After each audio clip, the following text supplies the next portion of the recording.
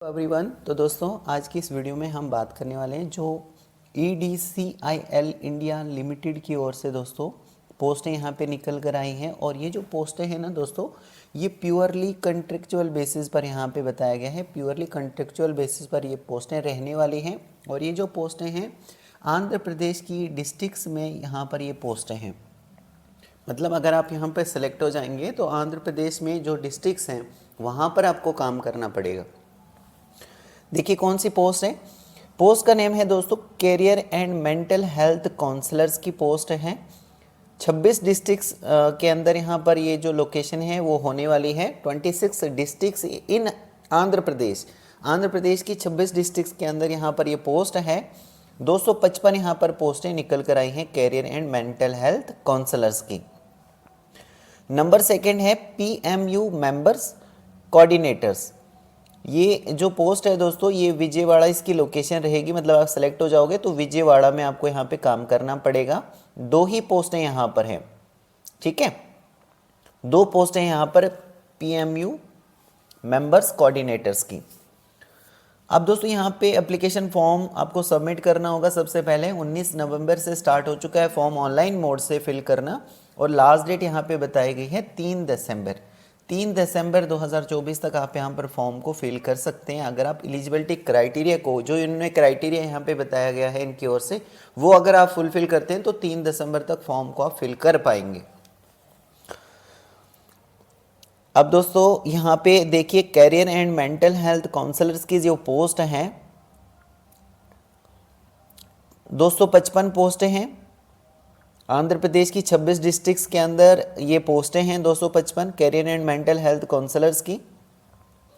Qualification क्या बताई गई है यहाँ पर इस पोस्ट के लिए? MSc आपने किया होना चाहिए साइकोलॉजी में, या MA आपने किया होना चाहिए साइकोलॉजी में, या फिर बैचलर्स इन साइकोलॉजी कंपलसरी यहाँ पे बताया गया है। तो ये क्वालिफिकेशन यहाँ पे रिक्वायर्ड रहेगा।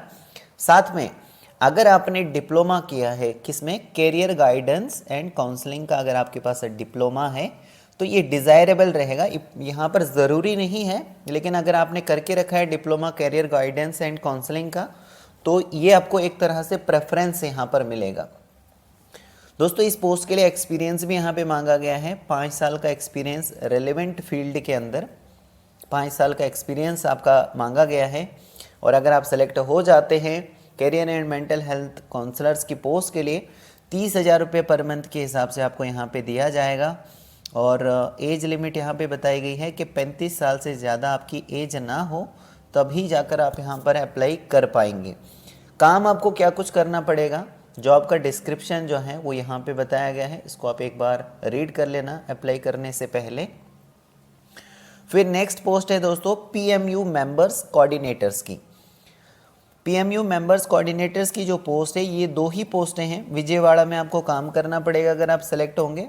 ये जो पोस्ट है दोस्तों PMU मेंबर्स कोऑर्डिनेटर्स की, इसके लिए 45 साल से ज़्यादा आपकी एज नहीं होनी चाहिए।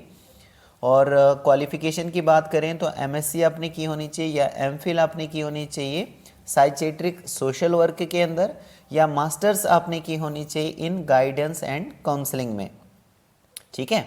और एक्सपीरियंस भी रेलेवेंट होना चाहिए। और इस पोस्ट के लिए PMU मेंबर्स कोऑर्डिनेटर्स की पोस्ट के लिए यहाँ पे रेलेवेंट एक्सपीरियंस तो मांगा गया है, लेकिन यहाँ पर ये मेंशन नहीं किया है कि कितने साल का एक्सपीरियंस यहाँ पे रिक्वायर्ड रहेगा। ओनली यहाँ पे बताया है कि आपका एक्सपीरियंस होना चाहिए रेलेवेंट फील्ड में, in the field of psychiatric social work या फिर काउंसलिंग का आपके पास एक्सपीरियंस होना चाहिए।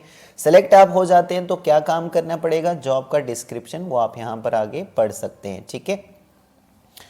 दोस्तों यहाँ पे नोट में लिखा है कि तेलुगु लैंग्वेज जो है, तेलुगु लैंग्वेज आनी आपको, इसमें प्रोफिशिएंसी होनी चाहिए, आपको अच्छे से आनी चाहिए, ये मैंडेटरी है यहाँ पे। और इसके अलावा मैंने आपको बता ही दिया कि ऑनलाइन एप्लीकेशन फॉर्म यहाँ पर सबमिट किए जाएंगे। ओनली इंडियन नेशनल्स जो हैं वो यहाँ पे एलिजिबल हैं अप्लाई करने के लिए। ऑनलाइन मोड से आपको अप्लाई करना है। किसी भी तरह की यहाँ पर फॉर्म की आपकी फ़ीस नहीं लगने वाली है। फ्री ऑफ कॉस्ट यहाँ पर आप फॉर्म फिल कर सकते हैं अगर आप एलिजिबिलिटी क्राइटेरिया को फुलफिल करते हैं तो।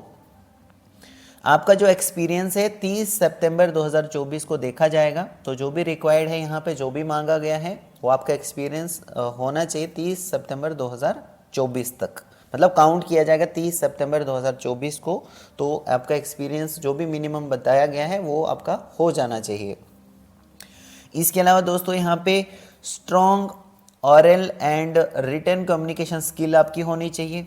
एक्सीलेंट वर्किंग नॉलेज कंप्यूटर का आपको होना चाहिए, जैसे MS वर्ड हो गया, MS एक्सेल हो गया, पावर पॉइंट हो गया, एंड प्रेजेंटेशन स्किल, ये इस पर आपकी कमांड होनी चाहिए, आपको अच्छे से आना चाहिए।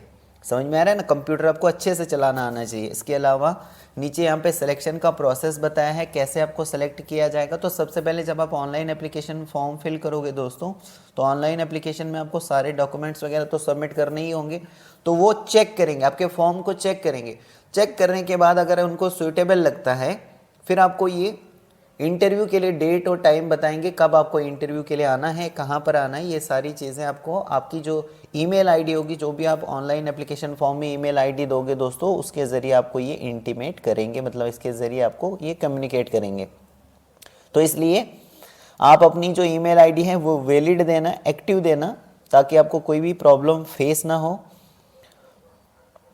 आपकी जो एज है दोस्तों, इसको यहाँ पे काउंट किया जाएगा 30 सितंबर 2024 को। तो जो भी यहाँ पर इंडिकेट की गई है, जो भी बताई गई है, उससे ज़्यादा आपकी एज नहीं होनी चाहिए। बाकी यहाँ पे आपको डॉक्यूमेंट्स अपने अपलोड करने हैं। ऑनलाइन एप्लीकेशन फॉर्म जब फिल करोगे, अपने डॉक्यूमेंट्स आपको अपलोड करने हैं, जैसे कि क्वालिफिकेशन सर्टिफिकेट्स होती है, एक्सपीरियंस जो आपका होगा, फोटोग्राफ अपना, रिज्यूमे अपना, PDF फॉर्मेट में आपको वो जो है अपलोड करना है। तो अगर इनको लगता है कि आपका इनकम्प्लीट एप्लीकेशन फॉर्म है, तो ये रिजेक्शन में चला जाएगा, ठीक है, रिजेक्ट उसको कर लेंगे। तो इसलिए जैसे जैसे यहाँ पे इन्होंने बताया है, वैसे वैसे ही आप फॉर्म को फिल करोगे, अगर आप एलिजिबिलिटी क्राइटेरिया को फुलफिल करते हैं तो। लास्ट डेट मैंने आपको ऑलरेडी बताई दोस्तों, 3 दिसंबर तक आप यहाँ पर फॉर्म को ऑनलाइन मोड से फिल कर सकते हैं। कोई भी फीस यहाँ पर फॉर्म की आपको नहीं लगने वाली है। एप्लीकेशन का लिंक यहाँ पर बताया गया है, इसी लिंक पर आपको क्लिक करना होगा। आगे सारा फॉर्म वगैरह खुल जाएगा, उसको आप फिल करोगे, डॉक्यूमेंट्स वगैरह अपलोड कर लोगे और सबमिट कर लोगे। इस तरीके से आपका फॉर्म कंप्लीट माना जाएगा, ठीक है। फॉर एनी क्वेरी, किसी भी क्वेरी के लिए कैंडिडेट यहाँ पर कांटेक्ट कर सकता है। ईमेल आईडी यहाँ पर इन्होंने दी है दोस्तों, इस ईमेल के ज़रिए आप इनको लिखकर बता सकते हैं जो भी आपको यहाँ पर क्वेरी होगी। तो होप करता हूँ दोस्तों सारी चीज़ें यहाँ पर आपको क्लियर हो चुकी होंगी। फिर भी कोई डाउट आपका रहता है तो मुझे कमेंट के ज़रिए आप पूछ सकते हैं। दोस्तों आप सबका बहुत बहुत थैंक यू।